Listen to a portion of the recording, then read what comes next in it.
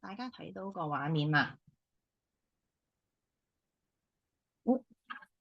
大家好，咁我係余榮玉醫師。咁咧頭先啊，馬醫師同黃醫師啦，都分別喺呢一個點樣去發現症狀啦，或者係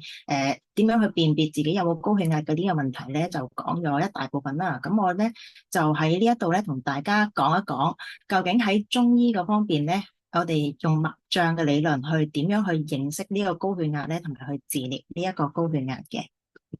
咁我都再稍為帶一帶啦。咁喺西醫角度嚟講嘅話，高血壓嘅定義咧就係我哋嘅體循環嘅動脈收縮壓同埋舒張壓持續升高，即係可能大家普遍講嘅上壓同下壓係有一個持續升高嘅情況啦。咁當我哋體循環嘅動脈升高，咁我哋周圍嘅小動脈嘅血管阻力增加，有新排血量同埋血容量增加嗰陣時候咧，就會係有唔同嘅表現嘅一個臨床嘅綜合徵，咁係屬於一個血管嘅疾病嚟嘅。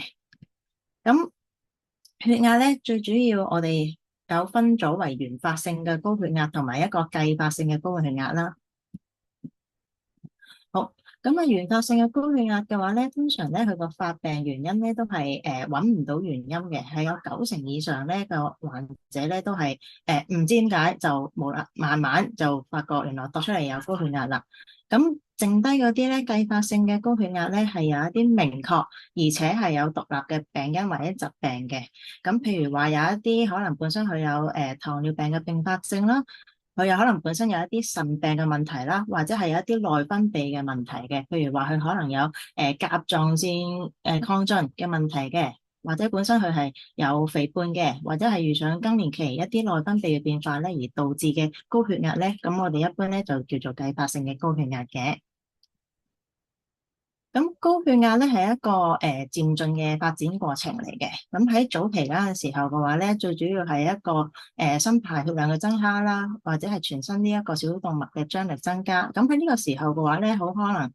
一樣咧，都係未必話係有一個好明顯嘅症狀，我有唔舒服，但係有機會咧，可能係喺嗰個血壓計量出嚟個收縮壓同埋舒張壓咧已經有異常嘅出現。咁再持續發展落去嗰陣時候咧，其實就會慢慢導致一個全身嘅一啲小動脈嘅一啲微循環嘅病變啦，包括可能係一個結構上邊啦，或者係嗰個動脈細胞入邊咧會有改變，令到我哋嘅血管內壁有增厚，形成我哋管腔狹窄嘅情況。咁啊頭先米醫師都講過啦，佢最尾咧會導致咧我哋一啲嘅靶器官咧受害嘅。咁最主要咧係一啲心血管啦、腦啦同埋一啲腎臟嘅表現嚟嘅。咁，因為我哋最主要都係關注我哋心血管嘅方面啦，咁其他嗰啲腦或者腎嘅損害嘅話咧，我就唔提及啦。咁我最主要咧就講一講個心啦，即係好似頭先馬斯嘅病例咧，因為嗰個患者佢冇去跟進到佢血壓嘅情況啦，咁佢再做檢查嗰陣時候咧，其實個心臟已經有肥大嘅情況，所以咧其實嗰個靶器官損傷咧可以慢慢導致一個充血性嘅心力衰竭啦，形成一個高血壓嘅心臟病。而血管嗰方面嘅話咧，大同埋中動脈嘅話咧，容易有一啲纖維組織啊，或者我哋嘅脂質嘅沉澱，形成咗嗰個冠狀動脈粥樣硬化啦。而小動脈嗰方面嘅話咧，就會係有一啲炎症係產生嘅。好，咁大概講咗一啲現代醫學對高血壓嘅認識嘅話咧，咁我哋翻嚟我哋個中醫嘅理論嗰邊先。咁我哋咧中醫理論咧係認為，高血壓可以同我哋嘅脈象咧係相對應嘅。咁乜嘢係脈象咧？咁喺《黃帝內經》靈樞有篇象論入邊咧，佢就提到咧就脈之應於寸口啊，佢個象係表現出為其脈大堅而結者，象也。即係我哋嘅寸口脈表現係大堅結，咁寸口脈即係我哋平時中醫師把脈手腕嘅嗰個位置，嗰、個流動脈嘅位置咧，佢係會表現為大啦、堅啦、結啦嘅一個表現。咁其實咧係對應翻咧我哋嗰個身體入邊嘅血管有一個膨脹堅挺，而個結係代表佢血液流動得緩慢滯結嘅嗰個形象嚟嘅。咁個病因係乜嘢咧？咁喺靈樞入邊咧都有講到，咁因為呢度就時間關係啦，佢本身原文係喺度嘅話咧，我就唔太詳細講個原文，但係咧我就同大家講一講究竟係有啲乜嘢嘅原因會導致呢樣嘢。咁咧其實咧佢最主要原因咧，我哋中醫講叫營衛不和。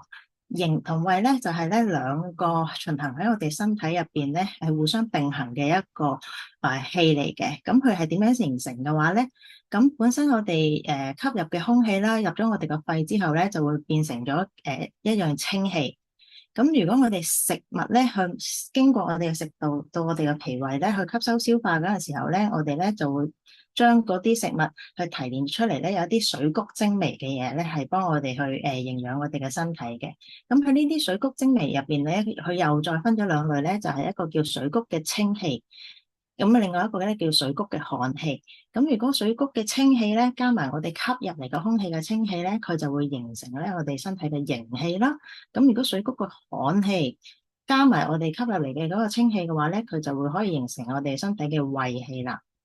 咁胃氣同埋營氣佢本身有咩作用咧？咁胃氣嘅話咧，本身咧係幫我哋護衛肌表啦，去防禦外邪啦，幫我哋溫養臟腑啦，可以幫我哋調節我哋毛孔腠理啊嗰啲開合啊汗液嘅排泄嘅。咁而營氣嘅話咧，就可以幫我哋化生血液啦，去營養我哋嘅全身嘅。咁因為本身血壓係一個血管性嘅疾病啦，亦都係我哋會着重係講呢個心同血脈。咁我哋就知道中醫嘅血究竟係由啲咩組成㗎啦。咁咧，如果喺物質嚟講嘅話咧，中醫嘅血咧，其實咧就係由我哋嘅先天嘅精氣，加埋我哋咧喺食物入邊吸收嘅一啲水谷精微咧，係兩個互相結合，經過身體嘅化生而成嘅。咁咧喺水谷精微入邊嘅話咧，我哋咧最主要咧係有營氣。即係水谷精微入邊嘅營養物質嚟化生血液嘅，所以嘅話咧，我哋咧通常咧叫營氣嘅話咧，都會係叫做營血去代表嘅。咁喺正常嘅情況之下咧，因為本身話到我哋會形成脈脹，係因為我哋營衛不和，佢哋嘅循行有問題嘅時候咧，就會形成咗脈脹呢一個問題。咁如果正常之下，佢係點樣運行嘅咧？就係我哋嘅營氣營血就行喺我哋嘅脈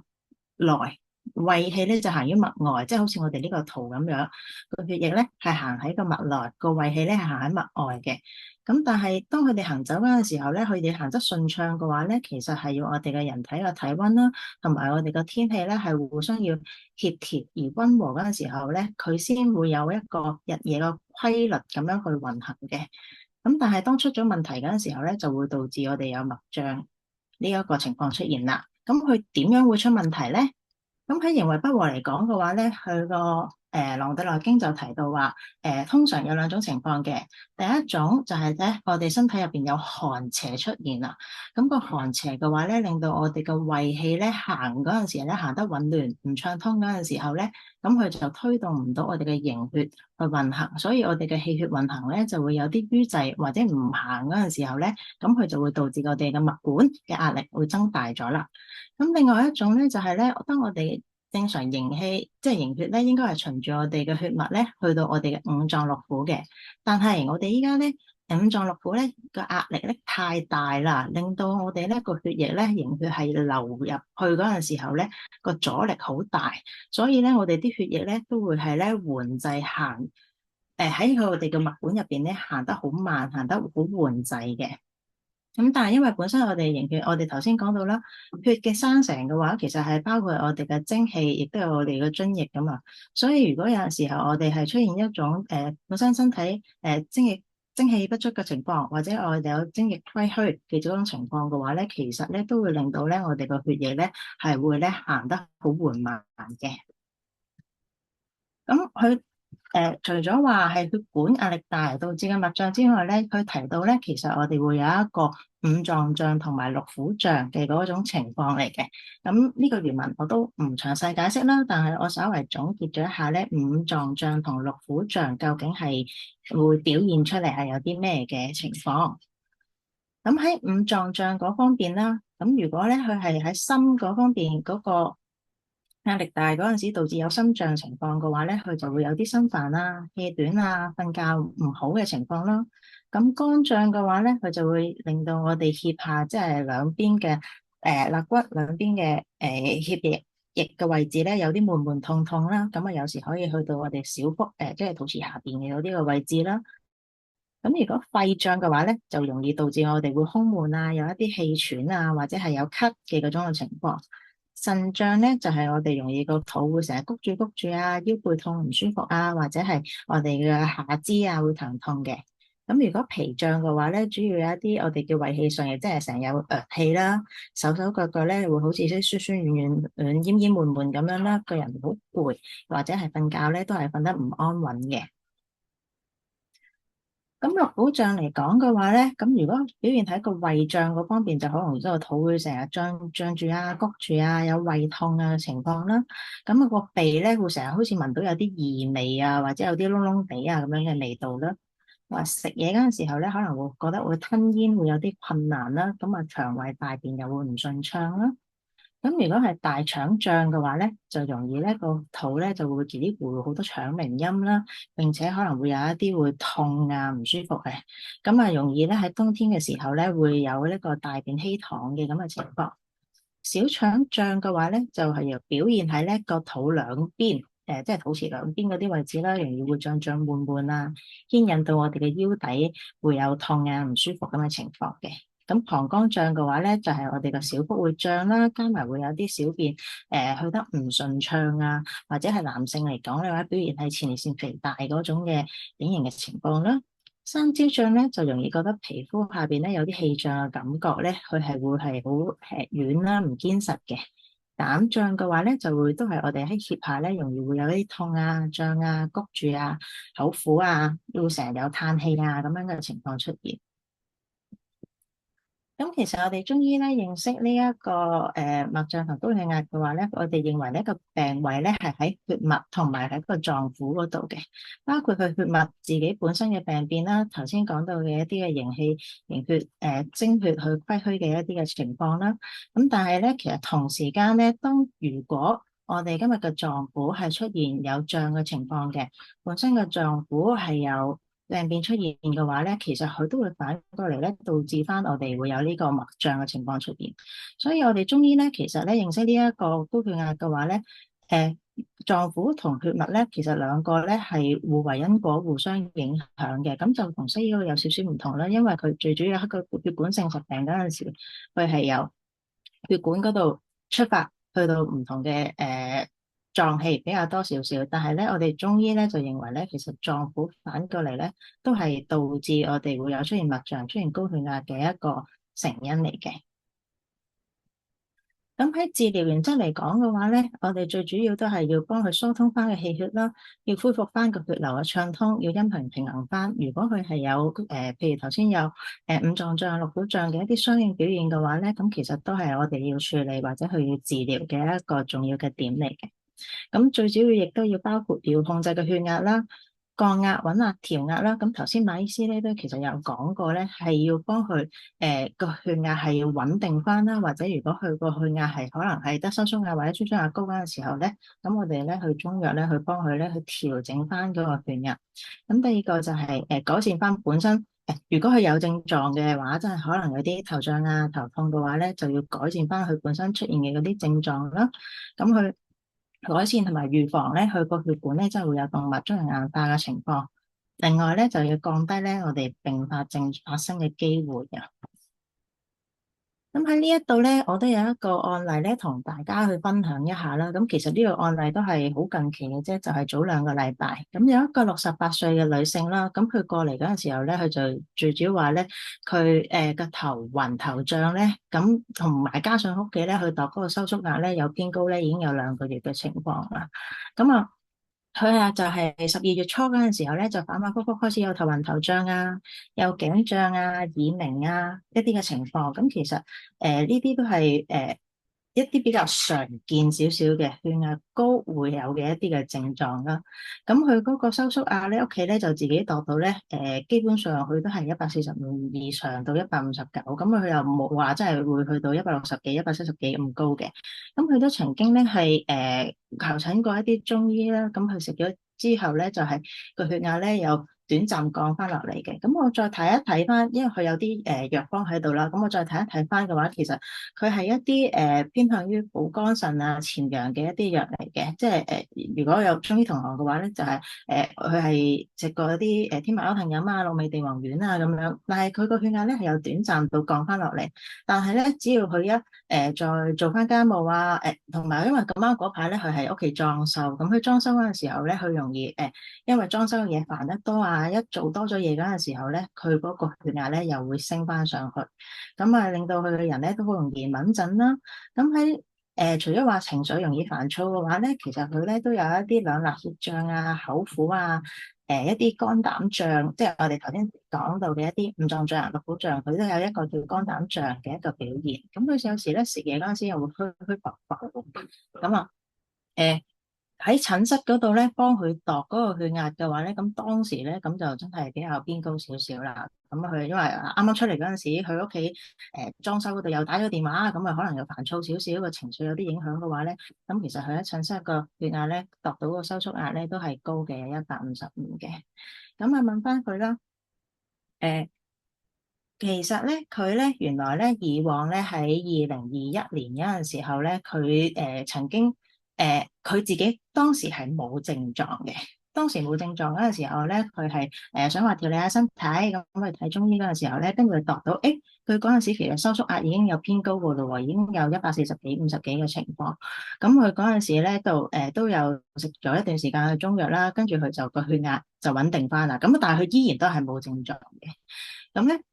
但係因為呢一個問題啦，喺21年佢話發現到自己原來有血壓高嘅時候咧，咁佢喺2022年嗰陣時候咧，咁佢就自己自費去咗做一個磁力共振，跟住佢就發覺，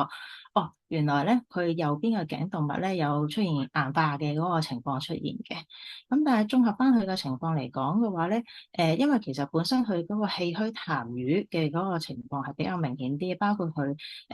嗰個舌下。即係舌底下面個血管咧淤絡都比較明顯啦，所以咧其實去過嚟我哋見面嗰陣時候嘅話咧，咁我就唔係話真係要幫佢用補肝腎嗰啲嘅方法咧，去處理啦，就係幫佢咧要。以心血管嗰個角度，要幫佢真係要幫佢補氣啦，將佢嘅氣提升翻啦。咁另外，因為佢有一個肝膽脹嘅嗰個表現嗰個時候嘅話咧，咁其實咧都用咗一啲疏肝嘅一啲嘅藥物咧，去幫佢咧做治療處理嘅。咁喺呢度咧提一提啦，因為咧其實咧要幫佢補氣嘅話咧，我最主要用到呢一個補中益氣湯。咁佢主藥咧其實係黃芪嚟嘅，因為一般咧大家咧可能聽到話黃芪，即係普通話北芪，哇食咗會好燥噶喎，一食咗我就瞓唔着噶啦，跟住食咗又會口乾啊、口苦啊咁樣。咁但係食咗我會唔會話其實我血壓會再飆得高啲㗎咁樣？咁其實黃芪咧嚟講嘅話咧，佢係一個補氣一個好好嘅好好用嘅藥啦。咁當然第一個你要對症啦。如果你唔係話真係你係一個氣虛嘅人士，你食咗黃芪嘅話咧，咁出現有其他嘅症狀嘅話咧，咁又就好難預計嘅。咁但係其實最主要咧，因為藥黃芪咧喺我哋嘅用嚟講嘅話咧，佢黃芪升壓定降壓嘅話咧，其實同有一部分咧同佢用藥量係有關係嘅。咁但係如果大家話即係我平時想煲啲焗啲北芪水嚟飲嘅，但係其實可能冇注意到個用量嗰陣時候嘅話咧，咁的確有機會可能譬如飲咗北芪，咁佢個血壓會升高。咁但係呢方面嘅話咧，大家咧就可以問翻你嘅註冊中醫師咧去了解翻。咁但係可以俾大家認識一下咧，就係其實黃芪呢個藥嘅話咧，唔係話係對血壓冇幫手嘅，反而咧佢如果用得啱嗰陣時候咧，佢係一個好好嘅降壓藥嚟嘅。咁啊，我嗰度開咗3個月俾佢啦，咁佢3個月之後咧再覆診咧，其實佢就話，食咗中藥之後嘅話咧，佢屋企咧個血壓咧，個收縮壓咧已經係降翻落嚟啦，佢都係維持喺120至135嘅嗰個情況，咁啊基本上都冇話去到140幾、150幾嘅情況啦。間唔時都仲會係有啲頸脹啊，或者係血壓稍為高少少嘅，咁啊但係佢嗰啲口苦啊，或者佢食嘢會浮啊、耳仔脹啊嗰啲嘅話咧，其實各方面嘅症狀咧都有改善到啦。咁啊起碼佢喺個診室呢度，即係撇除咗佢有機會可能頭先黃醫師講嘅一啲白袍症啊，會緊張情緒影響嘅話，導致心情變化緊張嘅話，咁佢嗰個血壓咧喺塵室咧都係回降翻去133啦。咁誒有鑑於咧本身咧佢嗰個血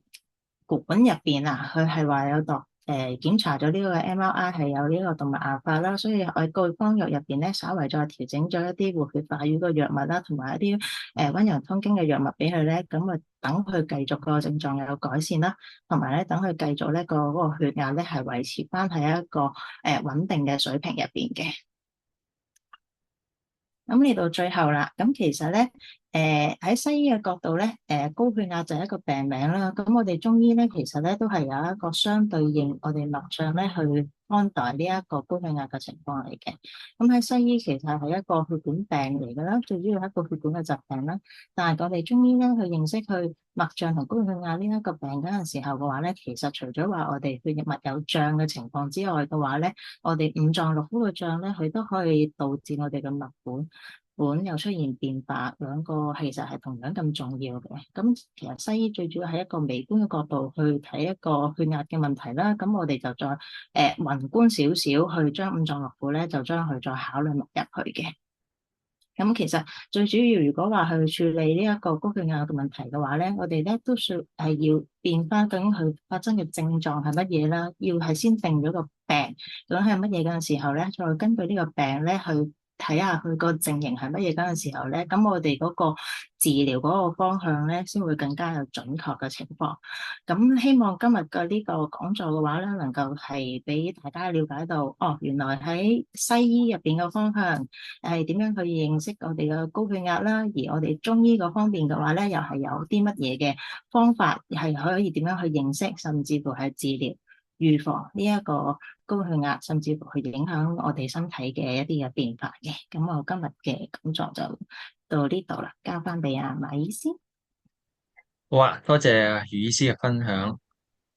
咁啊，我哋今日嘅講座係咁多啦。咁啊，其實余醫師頭先講到一個好好嘅一個例子，就係用個黃芪為主嘅一個嘅藥方咧，去治療嗰個高血壓。其實就係因為正正佢將嗰個血壓呢個問題咧，去翻入去血脈嗰部分